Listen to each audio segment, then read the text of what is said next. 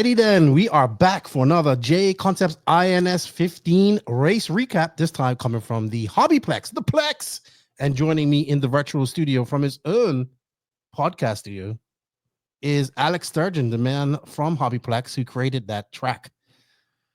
Yeah, do you like how I'm plugging my own podcast that I've been neglecting this summer behind me? It's great. I think the more podcasts out there, the better. Yeah. So definitely. Thank you for your time. I know you're a uber busy man. Before we get going, I want to say what's up to everybody and thank you to all the sponsors that make this possible. They are A-Main, Hobby Wing, JConcept, Schumacher, Exalt, Team Associated, Reedy, and of course, I was there with the Elite RC Productions team doing all the coverage. But this man, to my virtual left, I guess he is, was, you know what? I'm very happy. You enjoyed yourself, but you still were busy at the same time. Oh yeah, no, I'm first there in the morning. I'm last one to leave because I got the key. So, and just make sure everything goes right. Make sure the track's as stable and consistent as it can be all weekend. And, fix any little holes that pop up so the surface is good the whole time. It's your baby. It's your baby. Yeah. But before we go on further, I just want to say, everybody was telling me when you go to the HobbyPlex, you're going to be so impressed. You're going to love it. And spend money, which I did. Dude, sorry. You and your crew up there have done a masterful job. You've created probably one of the biggest hobby shops I've ever been in my life. You had everything that I wanted and asked for. And then I think every time I came up there, I would just walk around for 10 minutes. Yeah. Go look at different, like you have stuff that I've never even seen before. Not RC stuff. Yeah. So if I'm going to release a walkabout of it as well that I did, but we did one for Elite RC Productions, but you have like one half that's RC, and then you have the other half that's some of this stuff. Like I know about Gundams and Legos and all that type of stuff, but I saw stuff there that where do you find this type of stuff? Well, a lot of that's actually not even me. That's John and Karen and Tim. So when we went to remodel the store, because the old store was old, it had 20-year-old carpet, and we had really gone through a lot of work to divide the store. So the old store had a checkered flag walkway down the center of it. And on this side was nothing but RC. And then on the other side was all the specialty items and toys and stuff like that.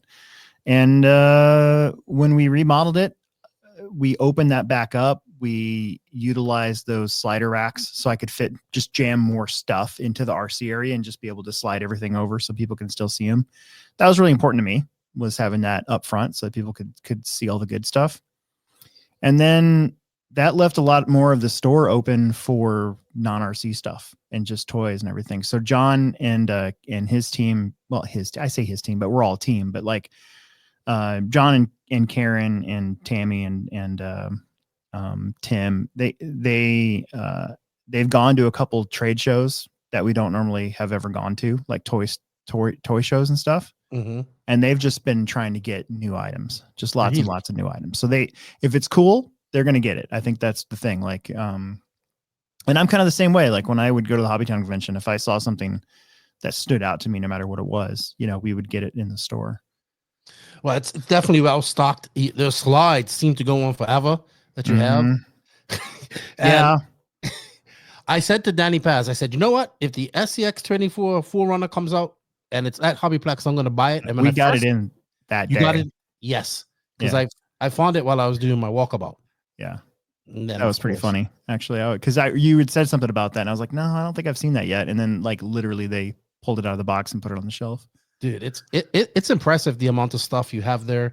I think you said you're like top 5 in airplane sales most of the time. So I haven't actually looked at that lately, but if it's just like it has been, we're usually top 5 in sales somewhere. Somewhere between number 2 and 5 usually for airplane sales.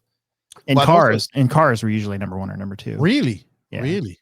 Yeah. For hobby towns, anyways. Gotcha. I don't know if that's. I don't think I'm going to get in trouble for saying that inside baseball part of it, but I mean, we're obviously an RC oriented store, so you have an awesome crawler track outside. You have an indoor mini crawler track. You have a on-road track, carpet track that you guys were fortunately putting new carpet on because Yep. I definitely got it very dirty because that's where I was set up.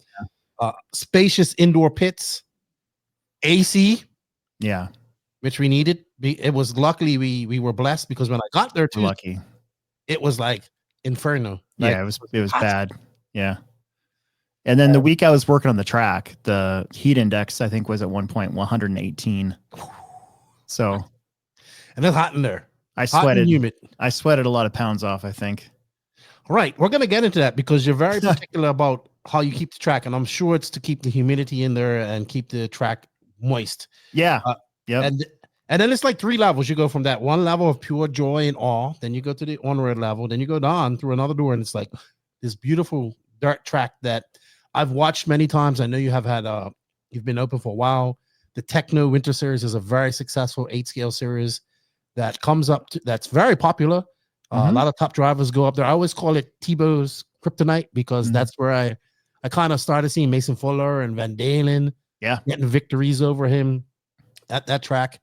And it's a very big 10-scale track and a medium-sized indoor 8-scale. Yeah. 8-scale track. It's like just right. Now, I've seen 8-scale and smaller. So, I believe me, I've driven on smaller. There was a track in Evansdale, Iowa that I used to go to race indoor nitro in the wintertime. And it was about as big as the carpet track. And there was no ventilation. That sucks. So we had full 3M the first time I went there, I was sick for like 4 or 5 days afterwards. So every point after that, I'd be wearing a 3M gas mask. I'd have goggles on, hoodie on over the head so I could breathe. And then by the time the 20-minute main was done, you couldn't even see your car. I could believe that. I could believe that. No problem. But rough. You and your crew have done a wonderful job up there. I was pleasantly surprised. I think all of us were, myself, Daniel, Lance, because we've never seen anything like that. And I've been to a lot of facilities, but that's probably the biggest hobby shop that I've ever been to. I would say that. And most well-stocked I've ever seen. Yeah, and it's crazy because we still don't have stuff. Like, we'll still have a customer come in and they'll break a certain part that we just never had before or never even thought about ordering some obscure thing. And we'll be like, well, crap, I'm really sorry, but we got to order it for you. And constant customers coming in as well. Oh, yeah. Yeah. The weekends especially are very busy. Usually Sunday's our busiest day. Saturday's busy, but Sundays usually beat it because we're only open for like 6 hours. So it all gets compressed into that time frame. So it's very, very busy. Usually right from noon to about 2, we're just slammed. And then after that, you can breathe for a little bit. But Friday nights are usually, Fridays are usually one of our busiest days as well. I can imagine. People are very fortunate to have that. I tell people that all the time. I say, you guys don't know how lucky you are to have these type of facilities and these tracks and all that type of stuff coming from somebody that doesn't have that. Right. Yeah.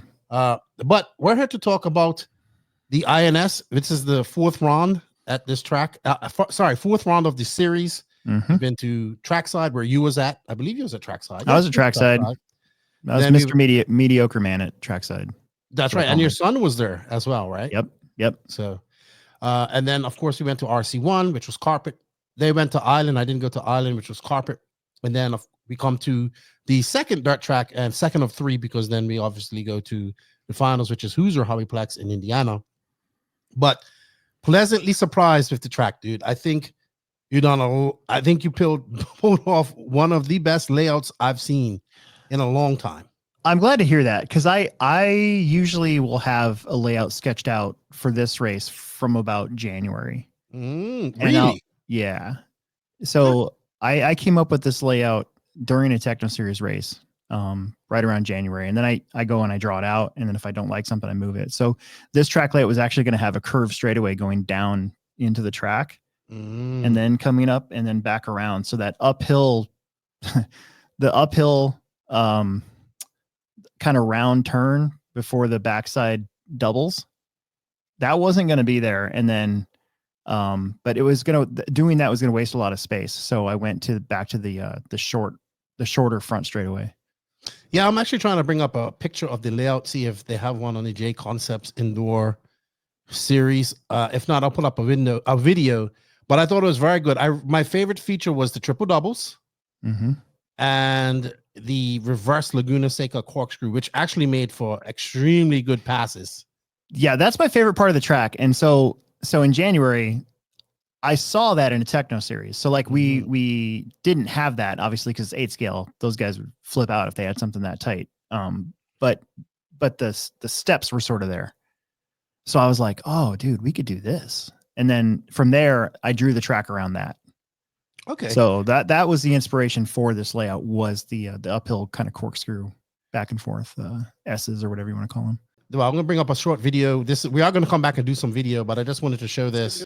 And you had that triple. This was, we saw so much good passes coming up through this corkscrew. I've never seen an uphill corkscrew before, so kudos. I try to come up with something that nobody's ever seen before. That's my goal every single year. Do something that either nobody's ever seen before or that we've never done before, or if we have done it before, like change it, do something slightly different. Right. Try not to be repetitive. And elevation, you can't really tell from the video, but there's actually quite a lot of elevation. So that I think that's the highest point of the track right here. Yeah. So from after the triple to that spot is probably a good 5.5 feet. What is all this space for? Do you utilize this at all? That is our dirt oval. Okay. And every once in a while, well, for the techno series, we use all of it, but we keep it really simple. It's just because the loop is right behind the oval loop is actually behind the bleachers there. So for the techno series, the last couple of years, I've just done coming in, coming out, and then coming down the straightaway. So I don't mess up the oval guys' track very much. For this race, maybe 2 years ago, 2022, that would be 3 years ago. We did use the entire racetrack and we did use the dirt oval. From the driver's stand, though, for some reason, that part of the track's really far away. Well, that's another thing, because once I got up on the driver's stand, you can see you can't see it from the video, but there's triple doubles are far away. And this is something that Rona was talking about, that the height of the driver's stand makes it deceiving, and it takes a while for people to get used to it. Yeah. But let's continue, because that's the loop. You come onto the straightaway, and then this dropped on. This dropped on doesn't look that big on video, but it's a good 1.5 feet. Yeah, and that was a really tough section for a lot of people because it's downhill, and you had to slow your car down enough to really make that tight, and it was hard. I worked on my brakes pretty much all day on Thursday trying to just get that section down. I saw the pass of the weekend was with Nate Sutherland. Maybe it's just talking about he made it on Levi or Chase, one of the twins right there. Hopefully we'll have it up her. And you go down, it's another turn, then it's like a jump to a tabletop, another sort of bull turn, but chicane, and then back up. And this is where you can see here. It's like cars would almost come to a standstill right there. Yeah, that was a hard section, and I hit that in my 40 plus main and lost like 5 seconds, and I wish I would have made the track the other way. And then some people would people would clip this pipe, or they would just come to a complete standstill, or I would see a lot of people hit this apex right here. Well, flip over. The crappy thing about if you do what I did there and get hung up on the pipe, the marshal has to go get you. So now they've got cars coming at him, and then they have to negotiate that angle. So it's actually a really hard spot to marshal. It is. I think that's why a lot of people lost time there, more time than normal if they got hung up there. And then I don't know if you can see it, but right past where Brady's car is, the orange car, on Thursday night, that pipe right there where they connect, there's a 3-inch pipe and a 4-inch pipe, and that 4-inch pipe was actually sticking out. Oh. And I'm like, well, we can't have that. So Thursday night, I went back over there and I adjusted it and I re-tamped it. So they were basically, you can't make it flush, but you can make it really close to being flush. Okay. Otherwise, there would have been a lot more crashes there. Yes. And then you come downhill, and this is where it gets tricky, into the triple doubles here. I thought this was brilliant, that section. Yeah. So originally in the drawing, the triple was going to be back there. And the doubles were going to be where the triple's at. But I've learned not to do that. So having the triple there would have been a nightmare to marshal. So I switched it, and you're right. I liked it way better that way. Well, it was kind of a nightmare. If you crashed in that triple double, you lost a lot of time. Yeah, it sucked. So, and then this is like a banked corner almost, and this kind of sets you up.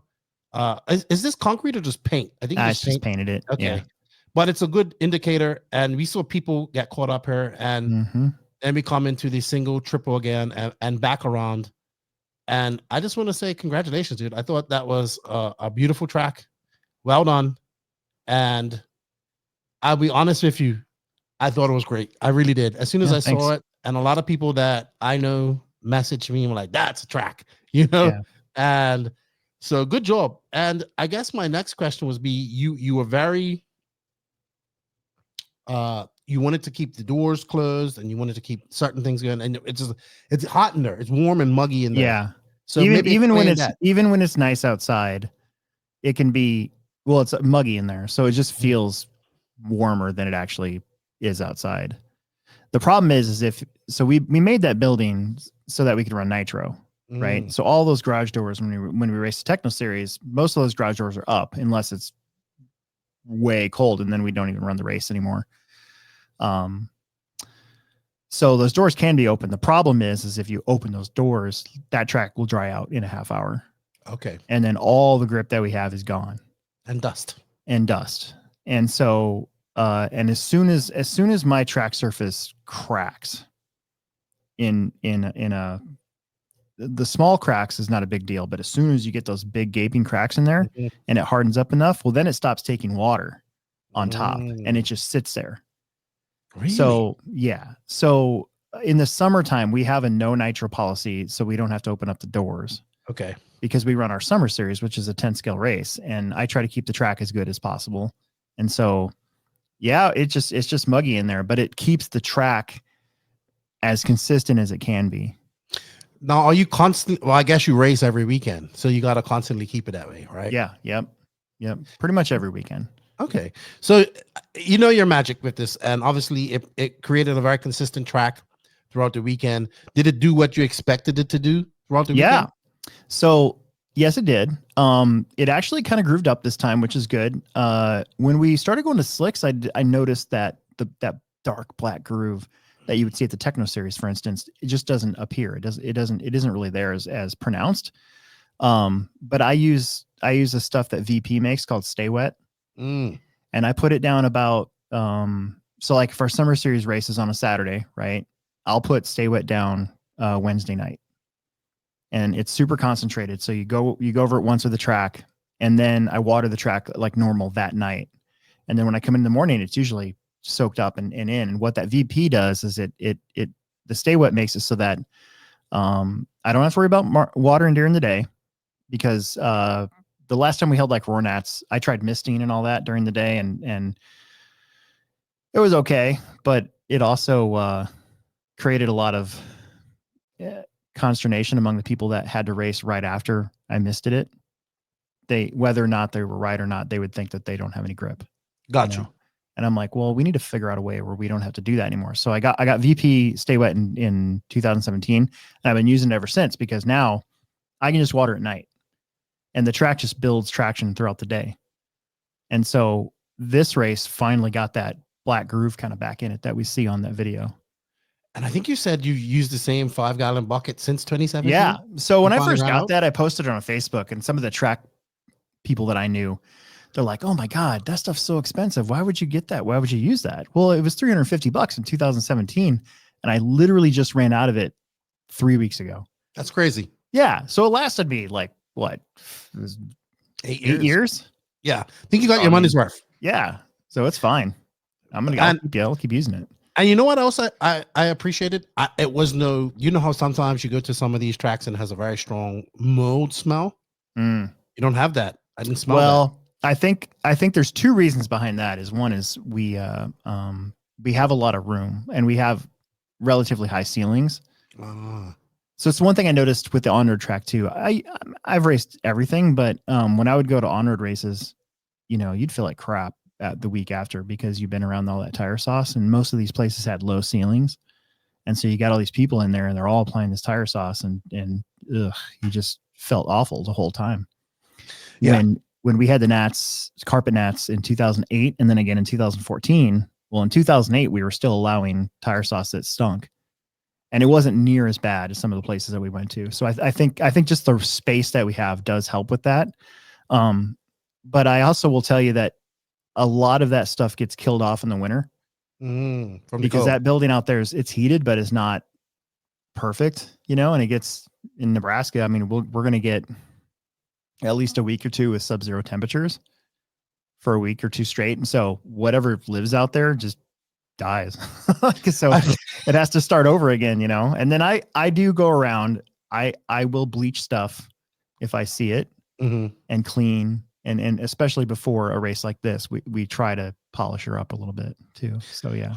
Hard working man, dude. Lance posted a picture of you at like 9:30 at night, watering the track. And we appreciate your efforts, man. It made a difference. And I think I remember when I first got up to you saying, you know what? I'm so excited because I don't have to RD this race. I get to focus on racing. And then, of course, you was right in front of me. So every time you come to do something with your car, you'd be like, oh, yeah, I tried this. And now I'm going to do this. And now I'm going to try this with my Mugen. Or I'm going to do this with this other car. And then blah, blah, blah. So I really saw that you was enjoying yourself. I think so. Yeah. So, yeah, I got to actually race in my own place again. I haven't had to do that since the Scotty Aaron Short Course Showdown, where he would show up and run the race himself. I think the last one we held was like 2014. So it's been a long time since I've had an experience like that in my own place. And you should, because getting back to racing and just enjoying yourself is a pivotal thing that we need to do in this, because we need to remind ourselves why we get into this. Yeah, for sure. But yeah, great time. I was looking forward to this. So let's get into some of the racing here. Sure. So we come up to this, like I said, this is the fourth round of the INS. Unfortunately, no Dakota fan, no Tater. I would say that was the two main guys missing from this in the mod class. Would have loved to seen Passioni make the trip. I don't know why Dominic wasn't here. Yeah, because he's more of a dark guy, and I was really hoping he would come here. I really wanted to see that R1 car a little bit more. Oh yeah, so that's right. Probably one of my disappointing drivers not to make it in the stock class. In the independent class, we kind of had the fast guys that were there. Skylar Mandela, Aiden Ridgway, not Ridgway, Adrian Stillwell. Sorry, there's an Aiden Ridgway, and then there's an Adrian Stillwell that I know.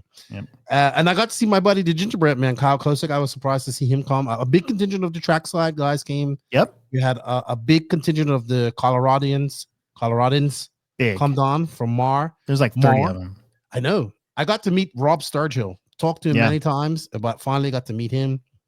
And a lot of those, it was nice to meet those guys. Rob comes to most of our big races that we have. Okay. Got to see my buddy Dane Gangler. Met him at AMS a few years ago. He is a hoot. He's a local. Yes. And just a great vibe going into there. You know, Andy Barrett, all those guys that I met, that Kyrie. Oh, I know these guys because Kyrie and they were on me the entire time. I don't know what Danny says. I don't know what it is. Every time you go to these races, the kids always enjoy coming around, but they do. They like the technology. That's what they like. Yeah. But I got to hang up with them. I remember my car. I said, that's my crawler going around the on-road course. And it was Kyrie and the other kids driving. And it was constantly kids on that on-road course. Yeah. So normally we don't allow that. But since we were going to replace the carpet anyways, we didn't really care at this point. We're like, all right, whatever. Yes. That was the last race. We saw the last race on that carpet the night before. Yeah. Yep. So, but it was good. It was a good turnout, I think. We had most of the major players there. We had Brock Champlin there, a good Schumacher team, great associated team. They sent pretty much everybody there in the mod class. We had Rivkin, Aiden Horn, Davie B. X-ray team. We just had Chase Schiml and Chase. And I'm not gonna lie, they seemed a little bit off pace and lost without Fend and Tater there that weekend. Well, so neither of those two were there last year though either.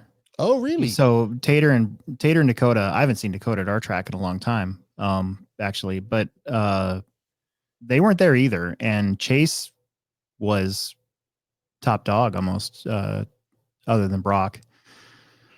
And Spencer too. Spencer kind of struggled this weekend, and last year it was Chase and Spencer, I believe, in 4-wheel drive. And I would say that both of those guys struggled this weekend. Yeah. Yep. So I guess we should we're gonna talk about the other classes, but I think we should dig right in and go right into these classes. We'll start with 2-wheel drive mod qualifying. Qualifying was the Brock show, right? The Brock came in and just went 0-2-0. Yeah. I'm glad it went on to a Q3. Brock likes this track. I think, talked to him a little bit, and he likes to drive the track. That's what he said to me. He didn't even really, he said he didn't even really change much on his car. Just and I made think, sure the tires are good and drove. I also think he doesn't. We've associated Brock with just being a carpet racer for many years, right? And I think he doesn't like that moniker. He's like, I can race on all surfaces when it comes for to sure, scale. and especially here at the Plex, because the last 3 years at least he's at least won one of the classes. And he came in actually after winning both the runs at Island. He won both runs there. And then we had Aiden Horn, who went 2:02, so that made it exciting. Davie B was the toast of the ton, the second associated driver. Matty G. Matt had a really great weekend. He had a very good qualifying, and then it kind of went all downhill after that. But if you would have told me that Spencer Rivkin would have been in fifth in two-wheel drive after all of this, I'd have been no way. Then we had Rindernick, Chase Lemieux, Nick Gibson, Mason Herrick, and then of course, actually 10 go through and 1 goes through. So Carl Tollard did get in. Then it was Alex Vanderbeek, local hero, local driver, multi-time Summer Series champion. Really? So is Alex the younger or the older Vanderbeek? Older. Okay, because it's father, son. Yeah, there's son. Alex, Owen, and Eli, and Alex and Owen are associated drivers right now, and Eli's still just a regular kid. Okay. And then after that, it was like Brent Telke, yourself, Alex Sturgeon, 15th. Yeah. We're going to give you some love. And David Alberico. It was good to see Shane Alberico back at the track after breaking his leg at Carpet Champs last year. That was crazy. I know, I was there. So that was your qualifying for two-wheel drive. Then we'll go to four-wheel drive. We had Brock Champlin taking the honors. He had a 0-2, and then he had a 9. But then Aiden Horn had a 2 and a 0. So that came down to tiebreakers right there, I would say. But then Chase Lemieux, Davie B, Schiml, Rinderneck, Rivkin, Gonzalez, Vanderbeek, and Mason Herrick. Tell me a little bit about Mason Herrick. Mason Herrick, I claim him. He's a HobbyPlex local. They're from McPherson, Kansas, which is about 4 hours away from us. But they come up a lot. He usually comes up for every Techno Series race, every Summer Series race, and then all of our big races and stuff too. Okay. We had Nick Gibson. He's an associated driver too. Is Mason he a Herrick local? Is. Yeah. Mason, yeah. But is Nick Gibson a local? Nick Gibson's from Kansas City. Okay. He's an associated driver. He comes up for most of our stuff the last couple of years. He's kind of been he's a really good 8-scale driver. But he's also a really good 10-scale driver. He's been doing it for a long time. Okay. Like almost as long as I can remember. Sweet. And then on the he was the B qualifier, top B qualifier, followed by Cole Tyler, Caden Birding, who put a great pass on Nate, as you said, in truck, I think it was. Truck, yeah. Then Owen Vanderbeek, David Alberico. Qualifying in, we're not going to go through all the qualifying. We're going to go through the two major classes here. Yeah. Yep. Which I apologize for people, but we're trying to keep this to an hour, but we will go through the points after this and mention that. But then we had in 17.5 two-wheel drive, we had Tyler Henley. Sorry, it was Chase Raymond, but Tyler Henley did win round 3 of 17.5. So it was Chase Raymond who went 0-3-2. Tyler Henley went 3. He had a bad second round, and then he went 0. Aaron Mitchell, who has a awesome one-cam paint job with Ghost Flames. Yep. In third, he actually won a final, if I'm not mistaken, or TQ'd. A1, I think. Yes, in four-wheel drive. Yeah. Yep. Nate the Great Sutherland, Luke Prevacek, Brady Carrico. How about that kid? So is he? That's last year's independent champ. Really? Uh-huh. Wow. Yeah. But Luke Prevacek, showing that you can make bounds from the independent range, independent class, jumping up, qualifying 5th. The Carrico kid, Brady Carrico, Levi. Same thing.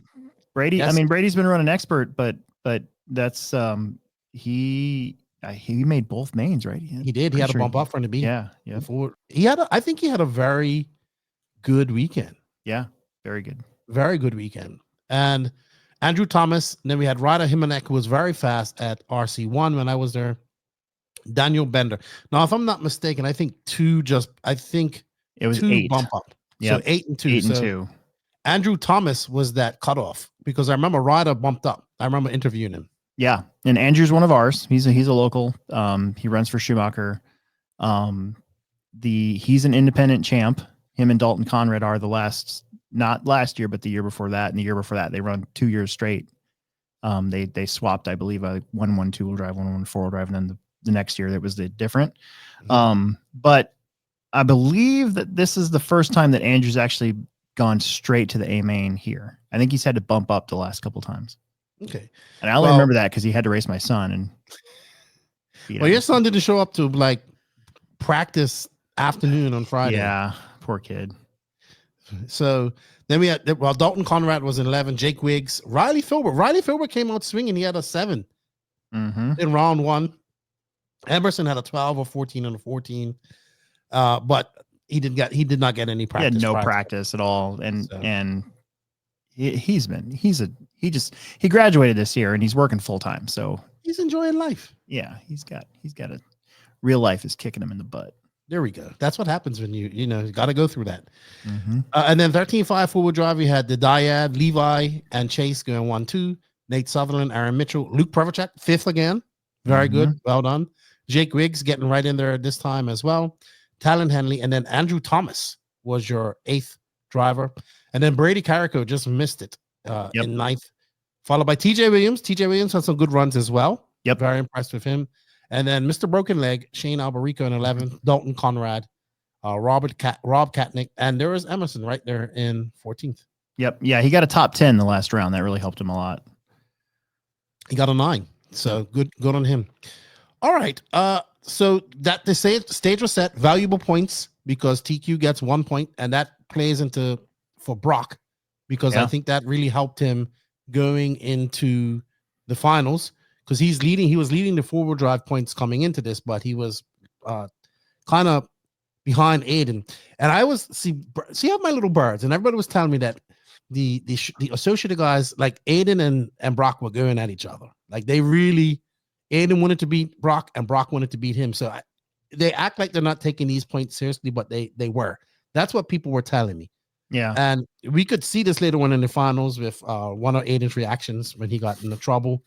But that's great. That's what we want in series racing, right? We want these guys taking the points serious and understanding that it still has to come down. Even though I think Aiden's probably going to end up winning it because I think he's going to be at the finals and a lot of these guys might not be. And he's also attended all of these races as well. I think Brock will be at the finals. I hope he does. I really does. I'm pretty sure he will be for sure. I hope it does because then it's going to be epic because he's now leading the points. Yeah, and I know there are going to be a couple missing. Like I think Spencer's doing the vintage race. He's not coming. Spencer's not coming. A few of them said they're not coming because the vintage race is the same weekend as the finals. Yeah. Yep. Which actually looks like a cool race. Unfortunately, the dates clashed, which makes it. It just is what it is, right? We can't do nothing about that. I looked at going, and I can't do it. It looks awesome though. It looks like it's going to be awesome. It sucks because I have a huge collection of cars that you should. I have, and I've got a couple that run, and I even bought a Masami car to build and like run. Did you buy the second Masami car that you guys got in? Technically, I bought the first one. Okay, so Rona bought the other one. Yeah, Rona bought the other one. Because Lance was actually going. I told Lance he should buy it and waffle it off, and then he thought about it. Should I get that? Then we end up getting the Scale Electrics track and waffling that off. All right. So let's get into some of the finals here as we go on. We'll start on 13.5 because we just left off on that. Let's go into 13.5. We had Nate Sutherland, who I thought Nate was very impressive all weekend. I have some notes over him. And now if we go to 13.5 A1, which I'm going to bring it up here, we can see in the beginning of this race that he actually got into it with one of the Raymond brothers. I think it was Chase. I was marshaling this one, so I kind of had front row seat to that, and it was pretty messy. Definitely, it was messy. It was messy, and I think the big winner of this, in this case, was actually Aaron Mitchell, because if I remember correctly, Chase got by. We'll just put it up here on the screen and get it going. All right, so I have A1 upper of 13.5 finally. Let's see where we see this incident, which I called the kerfuffle. So Levi's up front. They just started.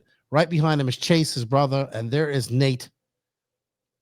And Nate was fast all weekend. Nate was very racy in this first main too. Like he was applying a lot of pressure. Oof.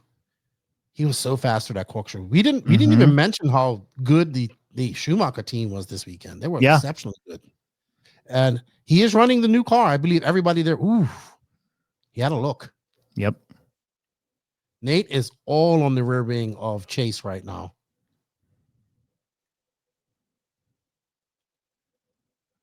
I think there's Aaron. Yeah, I think it's like the next lap, maybe. So our viewers can get a good view of some of the racing action on the track while we go through here. There's those triple doubles. People just don't understand how. Oh, there we go. What a great pass by Nate. Little bobble there by Levi. Sorry, by Chase. And now he just chases down the blue and white car of Levi. Ooh. I forgot how good this race was. It was interesting to see how everybody was taking that tabletop. Aiden was actually going a little wider, but was like setting up to straight line up the hill. It was really neat to see the differences. Yeah, so he would go very wide, so he just had to cut that corner. Yep. I get what you mean. I'm going to fast forward a little bit, and hopefully we can get to that. And it should be. It should be. I think it was pretty early in the race, I thought. Yeah, I think. Here it comes. There we go, because Nate's right behind him. Yeah, so they make a little issue there, and then bang, boom, right there. That was all Nate, though. And then Chase gets by. There's Levi. There's Aaron, and then Levi actually. Oh yeah, then it was all. I thought these guys were going to. Yeah, those two doinked it. I thought there was going to be some words after this race. I didn't get to see the driver's stand, but there we have his brother Chase in front, and there's Aaron Mitchell in the all-white car, who eventually gets by, and then catches up. I think Chase makes a mistake on that pipe entry, to right there. I think might be the next lap or two. Nope, it was right there. I knew it was in that section though. He just turned in too much. Yep. And that was all she wrote, because Aaron didn't look back. He just put his head down and stayed out of trouble and finished. Solid racer, Aaron Mitchell. Very solid. He was at the Summer Series race in July doing a little reconnaissance. He's hitting the stock class very hard. All races, putting in a lot of work. From Ireland, I believe he is his original race track. Actually, it's Crash and Bash in Cedar Rapids, but I'm sure he goes to Ireland too, because they're only about an hour apart. Okay, so that was the highlight of that. I think in A2 we're going to show Nate's awesome pass. Yep. When I bring that up, but A1 would see. Let me bring that up. A1 would see. There we go. It would be Aaron Mitchell, Luke Pravacek. Good run for him. Yep, he stayed out of trouble too. Coming in second. Chase Raymond, Nate Sutherland, Brady Carrico. I think that's a solid run for him. Yep. Andrew Thomas, TJ Williams, 7th. No, yeah, big shout out to him. He got the bump up and then made the most of it. And that's his first ever A main that he's made at one of these INS races in the expert class, period. Awesome work. Yeah. And then Levi Raymond would drop all the way down to 8th. Jake Wiggs, and then Talon Henley. He did not have a good run. Did not have a good run. All right. Let's move on to A2. We're not going to go through all of this, but then A2, we saw Nate Sutherland take the win, followed by Aaron Mitchell, Levi Raymond, Luke Pravacek, another solid run. Yep. And then Andrew Thomas, another solid. I mean, not a top 5, but Andrew Thomas had a top 5. Carrico did not. Yep. So what was cool here was seeing different racers in this class do well. Yeah. Like I fully expected Nate and the Raymond brothers to just kind of walk all over, and Aaron Mitchell to walk over the entire field here. And they didn't. No. And then Talon Henley having another, like Talon had that good qualifier and just kind of never. Yeah, he did a lot better in 2-wheel drive though. Yeah, in 4-wheel drive. Unfortunate for him. Yeah. But what was cool was that I was told that a lot of these guys spent about 2 weeks out in San Diego, California, San Diego with the Raymond twins. So it was Carrico, Talon Henley, and another driver, I believe, as well. Yeah. So it all paid dividends for him. And then I love it because it goes down to an A3. And A3 in four-wheel drive was Nate, took the win. Aaron Mitchell, Chase Raymond, Brady Carrico, Andrew Thomas, another solid run for him, fifth. Luke Pravacek, solid. Talon Henley, a little bit better. Unfortunately, I expect Talon Henley to be up in those top threes. Yeah. Top threes, top fives. Levi Raymond, Jake Wiggs, and TJ Williams finishing 10th, but still, he just making this final was good for him. So let's move on to two-wheel drive. So Nate Sutherland takes it. That's good for him. Two-wheel drive, we saw 17.5. A final was Talon Henley took the win in A1. Impressive. Yeah, once he got the lead, he was pretty much out there. Kind of like how Aaron did it. Like, yes, once he got the lead, that was it for A1. Yes.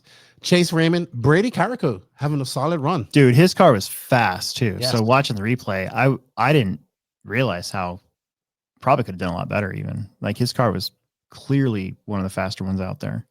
Very impressive Carrico. Very had a very impressive round four. Yeah. And then we have to talk about Luke Pravacek. He's in fourth. Same thing. Yep. So well done. And then Nate Don in fifth. Aaron Mitchell. And Nate's running the TLR. Not Nate. I'm sorry, Luke. Luke. Oh, I'm about to say. Not Nate. Luke sorry. is Luke running the TLR. He's the only one in that. There you go. That group. All TLR drivers are rejoicing right now. Yeah. Nate Sutherland, Aaron Mitchell, Ryder Himonek, Levi. Man, Levi did not having the best run in A1. Jake Wiggs, and then the local Andrew Thomas as well. So that was pretty impressive. That set the stage for the A2, where we're going to see Nate Sutherland then kind of comes into form here. He takes the win. Another stellar run for Carrico. Brady was on him, though. He was. Like he was on him. He was there. He made a little bobble coming down the hill to the doubles, but otherwise he would have been right on him till the end. Very good for Carrico. Coming out of the factory tracks program with Al Horn and those guys there. Nice young man. His dad was watching quite a lot as well. Chase Raymond, Talon Henley, Aaron Mitchell, Andrew Thomas, Levi Raymond, Ryder Himonek, Jake Wiggs, and Luke not having a good A2, but that's why we have three finals. Yep.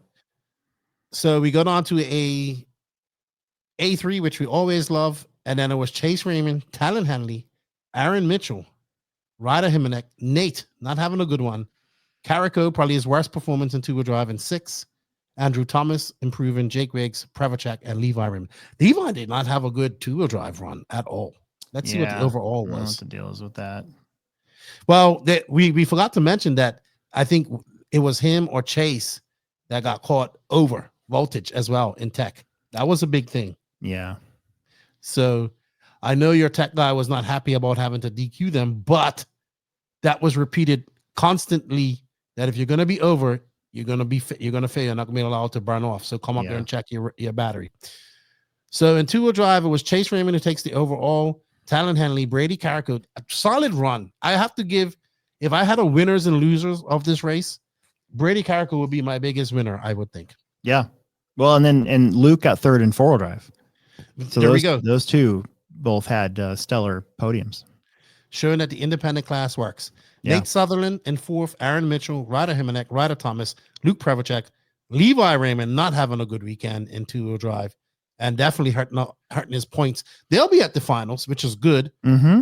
And I need to have a look at the overall for four-wheel drive so we can tell people. So Nate won that. Aaron Mitchell, Pravacek, like you said, a good run. Chase Raymond, Carrico a top 5. Andrew Thomas just outside there in the top 6. Levi probably not happy with a 7th. Wants to be in that top 3 or winning. TJ Williams, I think that's a stellar run for him bumping up. Talon Henley not happy, I'm sure, in 9th, and then Jake Wiggs. What are your thoughts on the stock class in those two classes, as you actually got to race that? Well, I think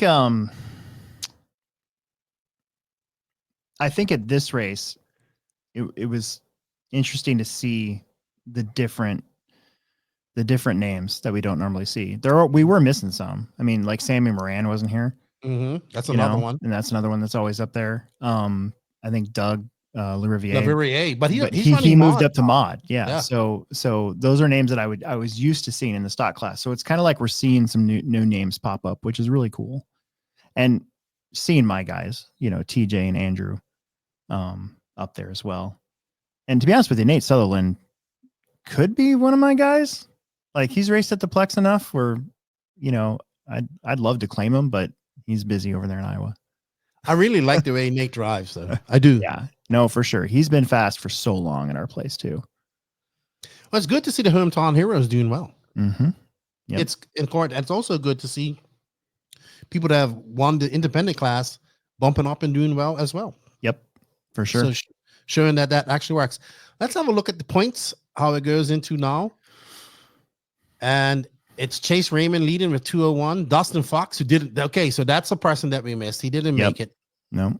But he's got 199. Nate Sutherland has 198. Talon Henley still in fourth with 196. Carico, if that good weekend, bumps up to fifth. Aaron Mitchell, Levi Raymond in two-wheel drive probably left a lot out there on the track, I would say. Rada Himanek, McCoy Martin. I was shocked he didn't come to this race, but he's been to every round since. Where's he from? He's from Florida. He's going 14. Okay. So he is very impressive. I've watched him race over the last few years. He's a nice young man. His dad races. His mom comes there as well and races with him. Well, she doesn't race, but she's usually at the races. And then if we go down a little bit further, we have Andrew Thomas, Luke Prevacek in 12th. And there's Emerson down there in 14th. Yeah, he missed the bump at trackside and then was in the B here. So we'll be at the finals though. Okay. As long as he can get the days off. There we go. And then we have Nate leading the points in four-wheel drive, followed by Dustin, Aaron, Levi, Chase. Now that's kind of how I expected, with a mixture of Talon Henley right there in 6th, Carico 7th, Daniel Chavez, Jake Riggs, and Luke Prevacek, your top 10. Yeah, pretty big gap between third down, pretty much. Yeah, I would say really so. Look at it. But still, potential. Anything can happen. Yeah. Anything can happen. I don't see much happening for Talon, even though the next race is going to be at his home track. But he would need it. It would be impossible. But with Sutherland and Fox and Mitchell very close, and then a potential Levi and Chase battle here, we could see some shake up in the points. So if you click on the more tab there, it'll show you the throw out. No way. Yeah. So click on Nate's arrow. There we go. There you go. Danny Paz is a genius. Yeah. So Nate's got a 100 from RC1. And 101. So a TQ in a second, and then a TQ and a win at Island, and then a win at the Plex. So those are that's a 301. Let's see what Dustin's got. He's only got 2. So I believe if Nate shows up, I think he's got it locked in. The 301 would be the magic number anyways. Let's see what Mitchell has. He has his brush was trackside a 94. RC1 was a 98. Island was a 98, and HobbyTown HobbyPlex was a 99. Mm-hmm. I didn't even know this. Yeah. Isn't that neat? That is I'm looking. I didn't even know you could see all of this. The points. Danny Paz is a genius. So these guys have only done 2 races to the Levi Raymond twins. I always call them Levi. Levi, I believe either won or I think he won trackside though. He's been to 3. Oh, there we go. He did win trackside. Yep. So good stuff. I know that. I believe they are coming to the finals as well. Yep. And then Chase has a 98, a 97, and a 97. Let's see Talon's got 191. Let's see where he finished. A 92, 94, 97, and a 90.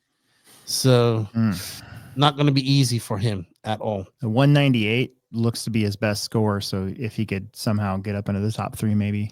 If he has a 101 at home, then his best runs would put him up to that number. Points, man. Yeah. Point racing. I think I said this on the last podcast that it's not in the American RC culture to focus on points a lot because we don't have many point series. Locally, regionally, yes, but on a national series, it's not that much. Yeah. Compared to the Europeans, where they have to compete in a usual national series to qualify for the Worlds and all that stuff. But I love point series. I love them, and it makes it exciting going into it. And I really like how Dan has done all of this. I didn't even know, because I didn't even know that arrow dropped it down. That's pretty rad. I clicked on that. I'm like, oh, look at this. Look at what we can do. Danny's pretty smart, man. Danny's Yep. pretty smart.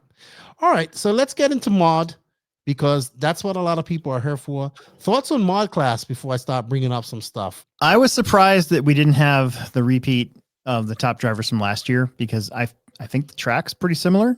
Mhm. Not layout wise was way different, but I feel like the surface and stuff was pretty similar. So it was bizarre for me to see Spencer and Chase struggle, and especially in two-wheel drive. But I kind of Brock looks at home here when he comes and races here. He looks at home on this track. Absolutely, he does. And I think what's even more shocking for me is that Spencer has fully focused on 10 scale this year. Fully focused on it. Got the Worlds coming up. Yeah, I understand that. So he didn't do Wicked Weekend. He's missed quite a few 8 scale races. So I was expecting big things from him coming in her. But in two-wheel drive A1, we had Brock Champlin taking the win, followed by Aiden Horn. Matty G. Mm-hmm. You know, don't call it a comeback. Say he never left. So Matty G took out Davie B, though. I have to say this. He took him out in one of these races. Yes. Nick Gibson, Spencer Rifkin in 6. Tom Rinneneck too. I think would have been disappointed with a 7. Yeah, for sure. Because this is his home dirt track. Exactly. The Plex is. So he's multi-time Summer Series champ as well. Okay. I mean, I've got pictures of him, when he was super tiny. Then we have another hometown hero, the young Alex Vanderbeek in 8th. CFT Cole Tollard in 9th. Mason Herrick and Chase Lemieux in 11th. Not be happy with that. I kind of expected Chase to be have a lot more potential in this because he's trackside, right? And he raced quite a lot. Well, last year was pretty much between Spencer, Brock, and Chase the whole weekend. So like I said, I was surprised to see those two not be able to repeat that. All right, let's have a look at A2. Brock takes the win. Aiden Horn, Davie B, Tom, a better run in 4th. Matty G still a top 5. Well, you know what? Matty G had a good weekend. He got a 3 and a 5. I think that's a win for him.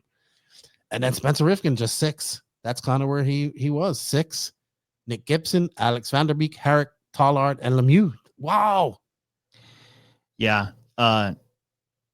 Gibson was in 5th. Actually, yeah, he was in 5th in this one too, till the very last lap. He had Spencer and Matty G behind him and just bumped a pipe. Otherwise, that's all it takes. Been able to finish a little bit further up.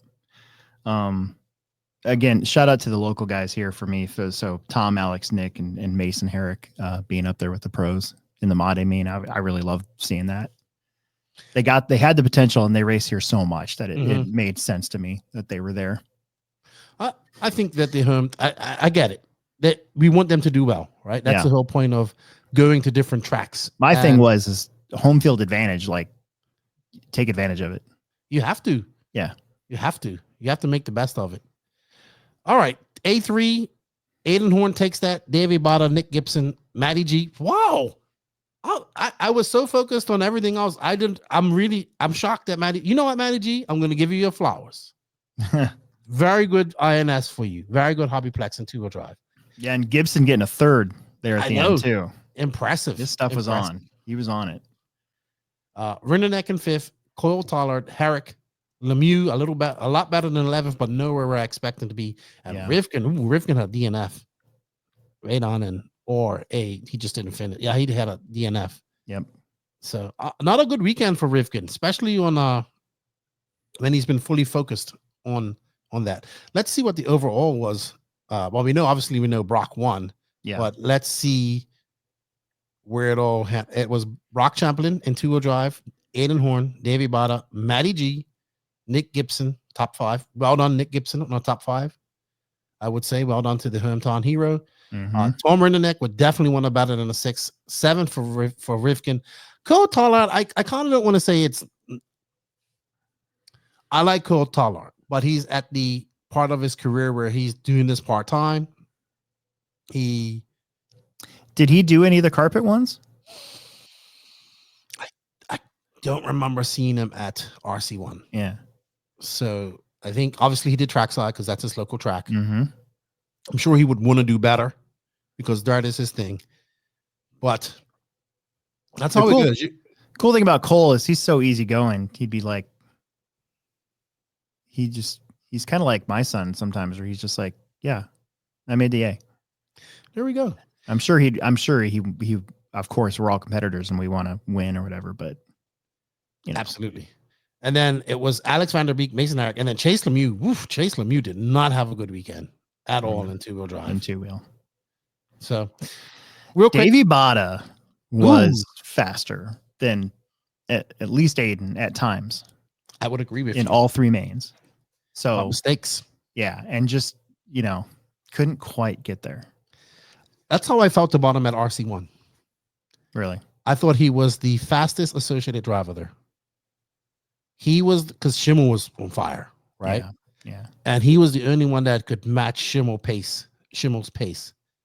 But he would just he just couldn't hang on to it.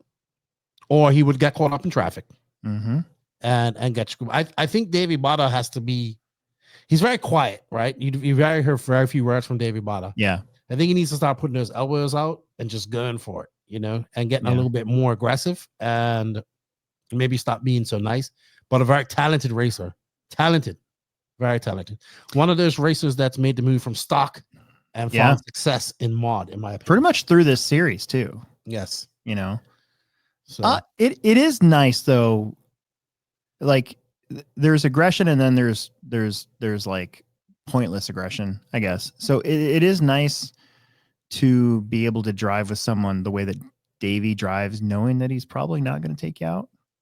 Like there's a comfort level there that you can race almost side by side, and you're gonna get the room if you have it. Yes, but then people also know they could stick it to him and he's not going to come back at him. Right. Yeah. So, but I would agree that he was probably the fastest associated guys there, but his results doesn't reflect that.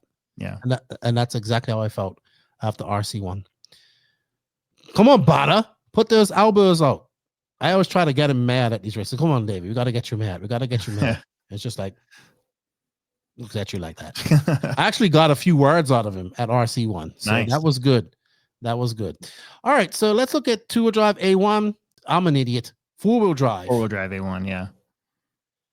Brock Champlin, Aiden Horn, Brennan Schiml finally appears. He kind of appeared late in qualifying and appears late. I wouldn't say late, but shows up. He found his speed near the end of each day. Brennan and Chase were definitely better in the four-wheel drive class. Absolutely, because they went 3 and 5, 3 and 4. Davie Bada, who we just talked about, in 4th. And then we have Rindenek, who would want to be better than 6. And Rivkin, 7. Rivkin had I know we're hounding on Rivkin, but he is out of all these guys, he's a 2-time world champion. Yeah, one of these four-wheel drive races, I felt really bad because he crashed coming onto the straightaway, and that's like the worst spot in the whole track to crash because the marshal's not necessarily close. I didn't really have a good spot to put there for marshaling. Like there's only 11 spots, and I have to okay, which is going to be the hardest, parts to cover. So, absolutely, you can't cover them all, dude. I know. No, I wouldn't blame myself for that. Herrick in 8th, Cole Tollard, Vanderbeek, and Matty G. His luck seemed to run out in four-wheel drive. It seemed in A1 at least. Yeah. Let's go to A2. And it was Brock obviously wrapping it up. Chase, a lot better, like you said, in 2nd. Aiden Horn, Davie Bada, Rindenek, Schiml, not seeing the success that he had in A1, but still a 6. Cole Tollard, Herrick, and Rivkin. That might have been the race that he dropped on, but yeah, not 9th. And then Matty G in 11th again, bringing up the rear. Come on, Matty G. You got to do better than that. And then Schiml took the win in the final one because Brock had wrapped it up. Aiden really he really needs to win that, I think. I mean, even though he finished 2nd overall, I think he needed to have a win coming out of this race to boost his confidence. I would have think so. So yeah, he just bounced off a pipe with Brennan behind him, and that's kind of all it took after that. I do remember so close. It was an A2 of four-wheel drive that he was battling. So he had 2 coming together. He had a coming together with Brock, which we're going to have a look at. And he had a coming together where in the same exact spot, but it was when somebody had flipped. I think it was a back marker. Yeah, that was coming onto the straightaway. Right. Again, that's a rough spot to crash. And then the marshal that's supposed to watch that is also sort of watching the landing of the triple. Mm-hmm. And so in that one, we had somebody on the outside coming in to help with that one. And he was just doing what he thought was right. Yeah. No, threw the car sure. in there.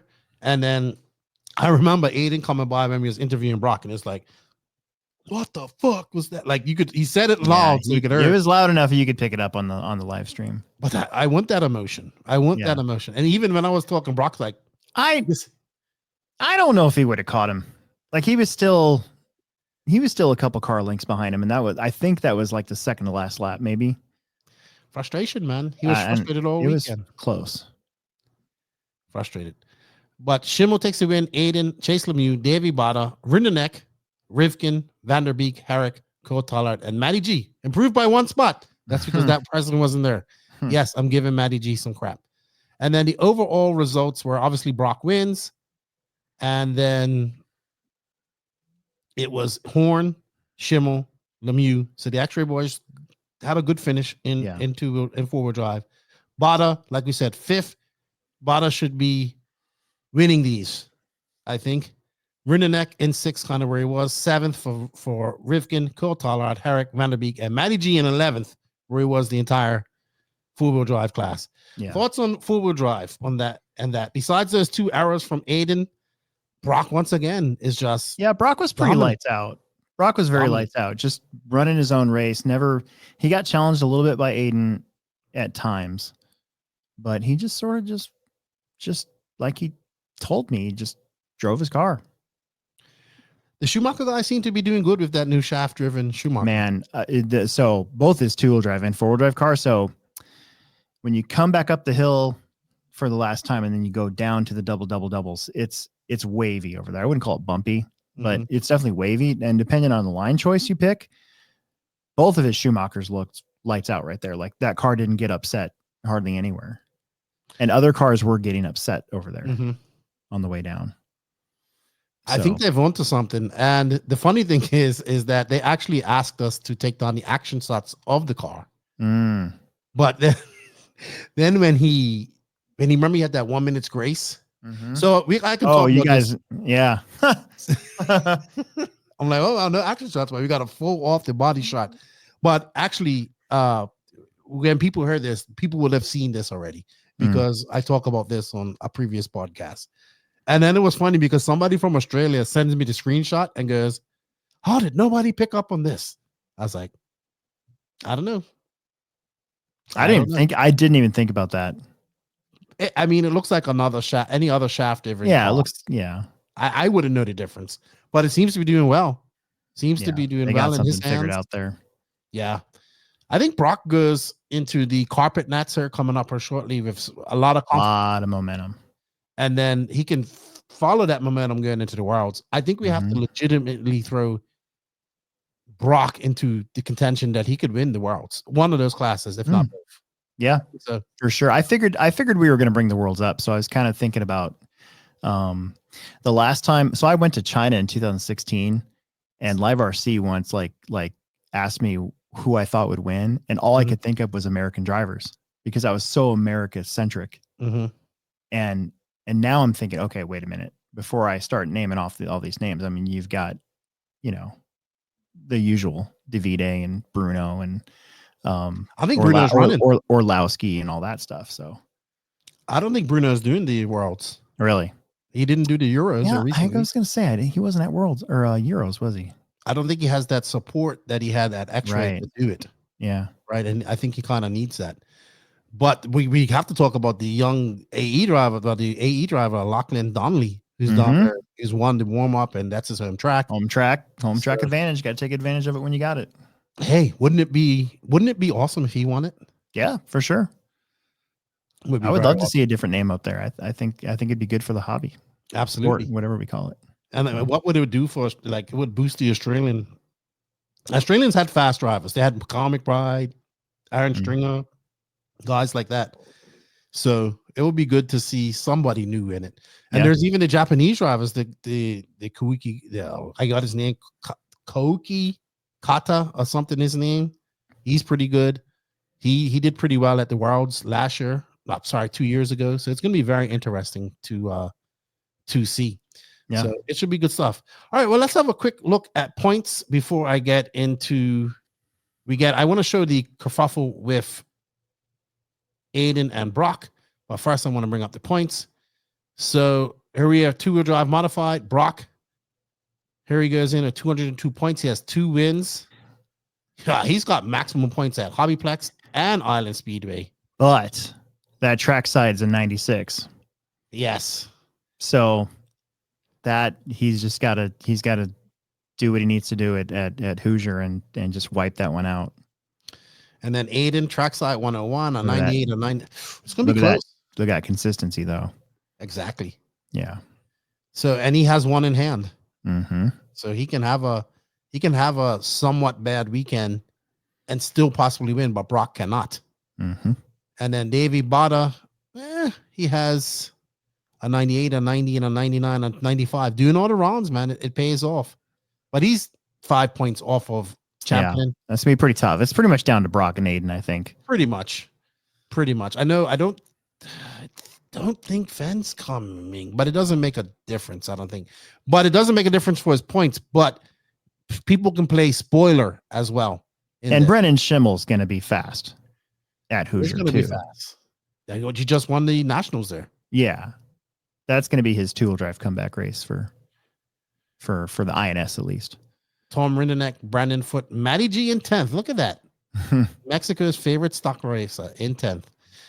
4-wheel drive, Brock Champlin. Ooh, it's still tight here too. So Brock has obviously won at HobbyPlex. He took 4 points out of this recent round. Yeah, so he's got 301 points right now if you take those 3 races alone. Mm-hmm. So if you go to Aiden, see where he's at. So if he got a 101, he would only have 299. Oh wow. Yeah. So it's impossible for him to win it. Right. So Brock's won it. Yeah, pretty much. Interesting. Unless he doesn't show up. Then it goes to the next one down. There we go. Let's see. He's done 3. What would be his 3? He had to throw out one of these 100s. It's going to be tight. And then Chase Lemieux in 3rd, Brennan in 4th.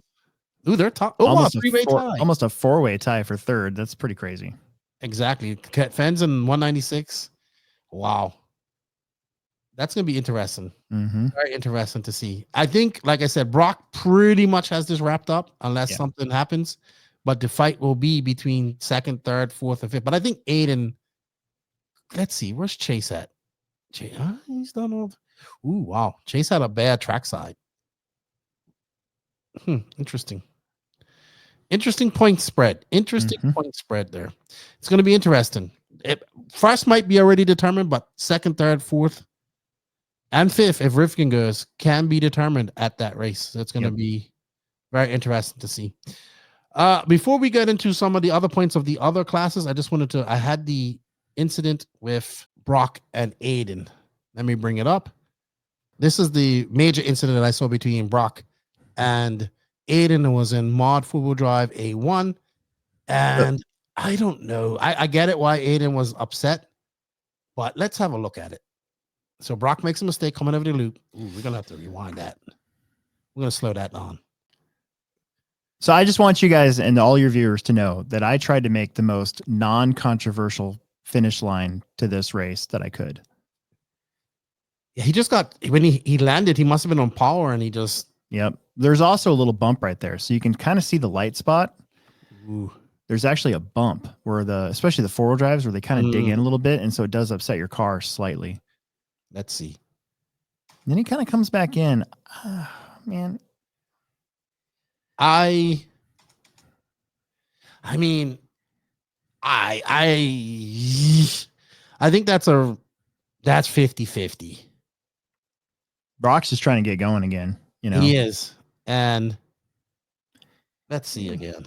If Aiden was like 3 more inches over to the right, he would have cleared him. Yeah. Aiden's coming in hot. He saw it. He got excited. He saw it. He's like, I'm going for it.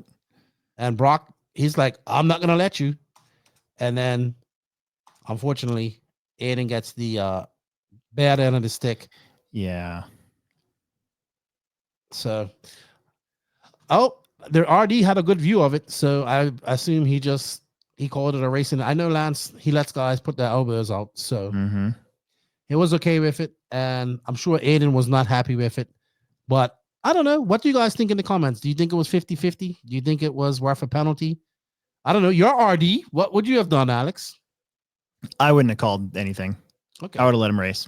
And that's what they did. For that right there, I would have let him race. That's what they did. You know. All right. You know what? We're going to go through a few of the results for the other classes that are made there, because there's points for everybody that happened. Unfortunately, those are so how it works is at this race, everybody else gets, I believe it's 8-minute mains. 8 minutes. 8 single 8-minute mains. Yep. And then there are the AAA mains. There might be some changes to that next year, I'm hearing. Yeah, I kind of heard some rumors about that too. There might be some double mains going into for everybody. Well, it's mostly because of time as well. So we don't have to take breaks. And these guys, that was the thing, because you have to take these breaks. These guys get ready, get their vehicles charged up and all that type of stuff. So let's go to some of these finals. Let's give the people that take their days off from work and pay for their own stuff. Pay for their own stuff and come to do this, because the Latarts and a lot of these trackside drivers are going to all these runs. Yeah. Like Van der Veldens, the Tyler Marks, the Latarts, the husband and wife. They are attending all the runs and really, really taking it serious. And it's good to see. If you don't say nothing about Dane Gangler taking a win in mini truggy, he's going to be upset. I added this class because I heard you on the replay saying how long it's been since you've seen a mini truggy. Dude, we get 2, sometimes 3 heats of mini truggy on a Techno Series race. Really? Yeah. And then during the summertime, we at least get a full heat. Just like pretty much every single one of these guys is local. I think Tyler Marg might have been the only one that wasn't. So I added this class for them, and I was on them. I'm like, you guys better sign up. Like, I added this class for you. You better sign up. You know. Awesome. I love mini truggy. Mini truggy is a blast. It looked fun. I just can't race more than one car at the Techno Series because I'm the RD, you know. Nate takes the win in stadium truck. Congratulations on second. You had a very good runs in truck. Yeah. I had a really good truck all weekend. I just couldn't quite match Nate's speed the whole time. And then my plan, so I'm old, right? So my strategy was let the kids go and hope they take each other out. So Emerson actually passed me on the first lap because he was faster than me. And I'm like, just go, just get out of here. And then he crashed like 2 minutes in, and then Caden and Nate were racing hard, and I was actually catching him. And Caden dropped a dime on Nate coming out of the straightaway. Let's see, do I have this? It was just, you know how Aiden and Brock got together there? Well, somehow Caden made that pass happen with a truck. Really? Yeah, it was dope. It was really cool. Well, congratulations to you, old man. Yeah, thanks. Second. Had some good runs there in truck. I needed that after trackside. I got pretty butthurt at trackside. My truck broke on like lap 5. Like, really? I qualified 5th. I struggled with setup and everything, and then I drove up to 3rd. Emerson was walking away from everybody at that one, and then I cased it on the triple, and my truck broke. All right. That was pretty. Well, there you go. Some redemption for you. Yeah, exactly. Indy 13.5 four-wheel drive Buggy A-Fun. We had Adrian Stillwell, Skylar Mandela. Skylar very fast. Very fast. Yeah, and those two had a pretty good race in did. That one. They were back and forth a little bit. And then my good friend Kyle, the gingerbread man, Kosak, kind of was on the back foot on qualifying, but found some space. Kyle's a good driver. Yeah. Very good driver. Yep. Very controlled. Yes. Yep. Tanner Lockman, Casey Ford, Avon Dortch. I think Avon Dortch would have done a lot better. He would have wanted to do a lot better. I know he's a Indiana HobbyPlex. Yep. He's a native. He's a Hoosier native. So well done to those guys. Then we had, where's Independent 17.5? Independent 2-wheel. Mm-hmm. Yeah, Adrian won that one too. He did. Yeah. And it was Skylar, it was him 1 and 2. Yeah, and they were pretty close there for a while too. And Skylar looked pretty bummed out at the end of that one because I think he had it for a while. He did. Yeah. I remember that because he was kind of pissed off on the driver's stand. Yeah. But that's how it goes. Shout out to Bo Jacobson. He's one of my locals. His first ever big race, and yeah, he was flying. I did never call that guy Bo Jackson the entire weekend. Yep. Yeah, he's awesome.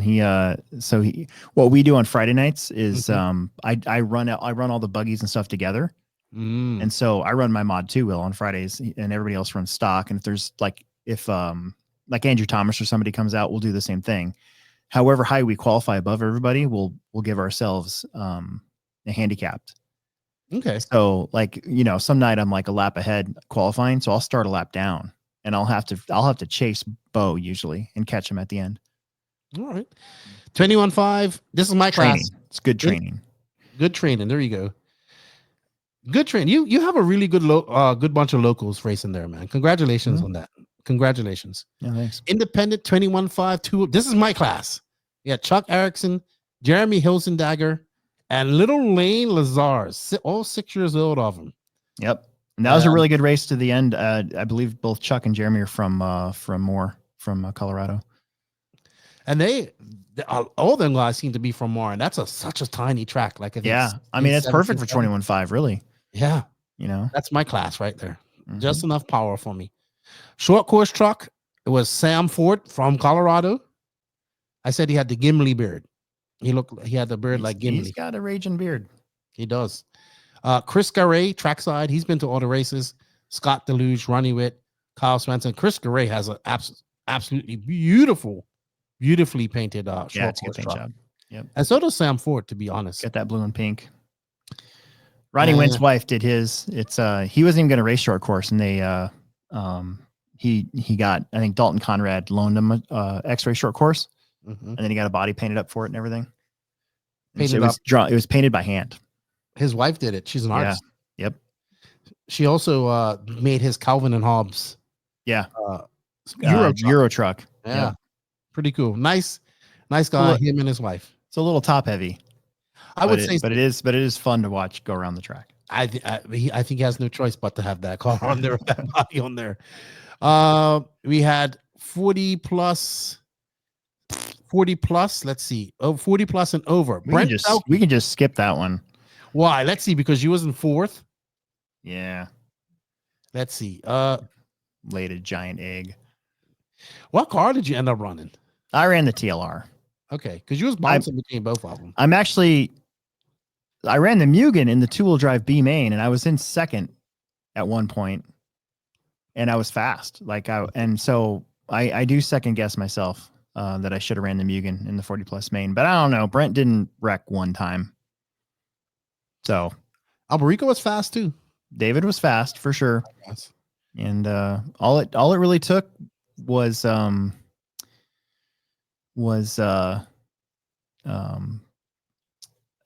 Alan rode a pipe or two, and David got by him for second, and then maybe lap 4 or 5 I rode that pipe that comes back up for the last time before you go down to the doubles, and it cost me like 5 or 6 seconds, and I never saw anybody ever again.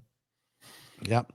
All right, so we're going to take a quick look at the points real quick. In 13.5 Indy, it's Skylar Mandela with 200, Tucker Mitchell with 199, Stillwell and Kyle Kosak with 197. So that's actually, he's done 4 races, so he's got something in hand.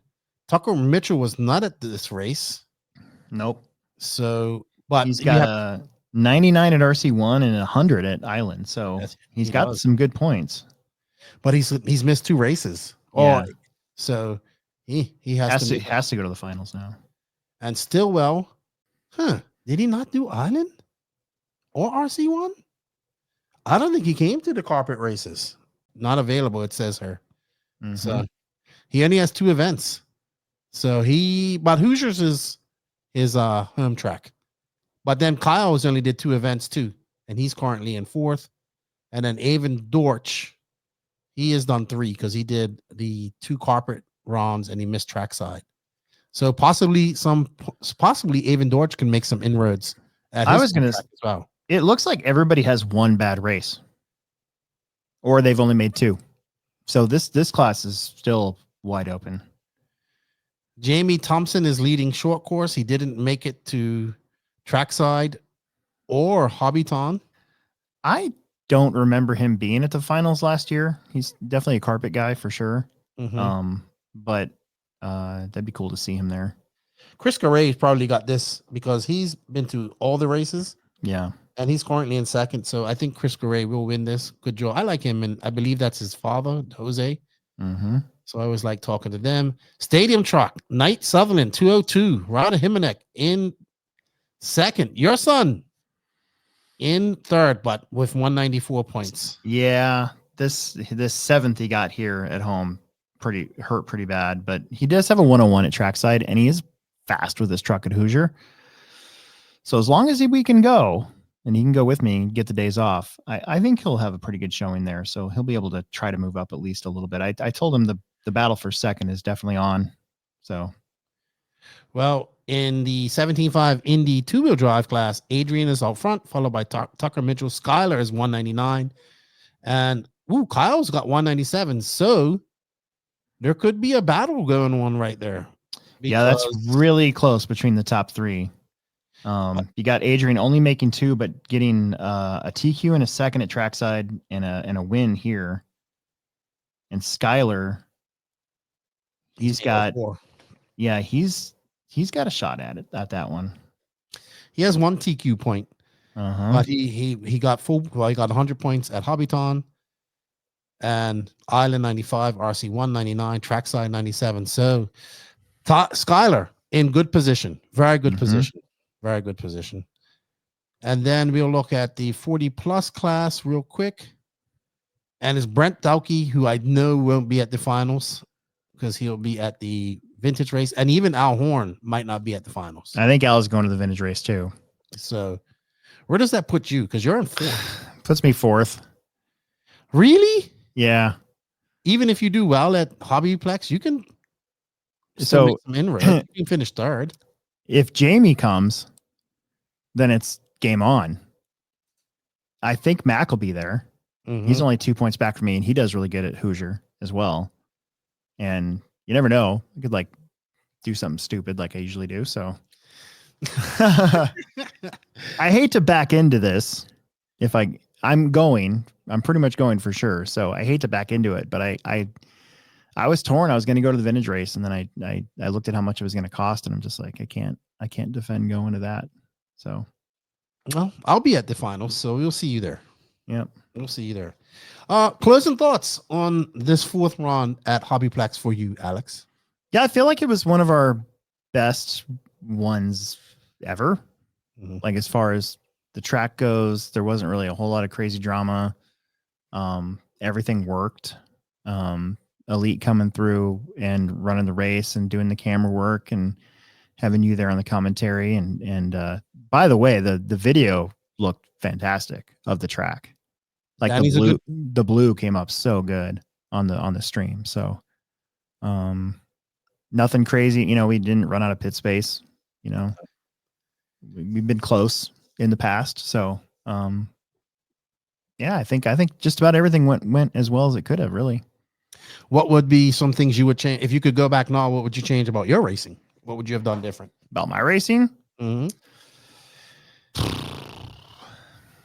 I'm actually going to put a new speed controller in my truck and see if I can perk it up a little bit. And then in 40 plus, I might have ran my Mugen in the main. If I could go back, I'd probably run my Mugen in the main instead of the TLR car. I thought the TLR was going to be faster, and it felt faster in warm up. But if you actually looked at the lap times, it wasn't.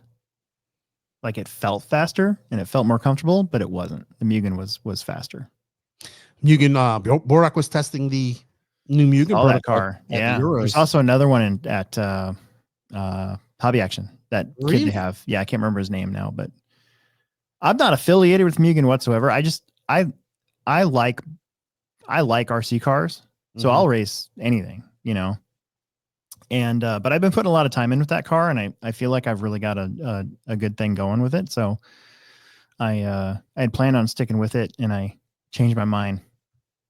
You said you was going to make a video of some stuff. Yeah, I'm going to work on an MSB1 video next for my YouTube channel.